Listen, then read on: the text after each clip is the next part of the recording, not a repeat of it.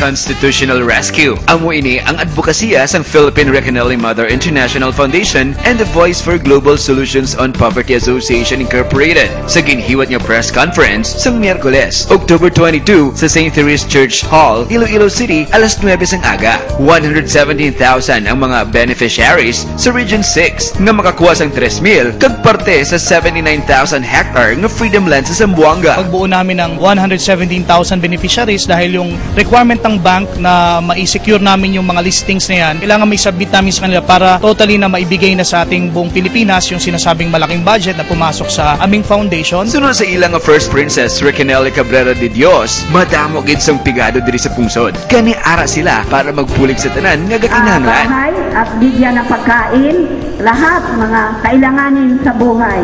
For the Filipino people, para hindi na tayo magsikwaos, makahirapan.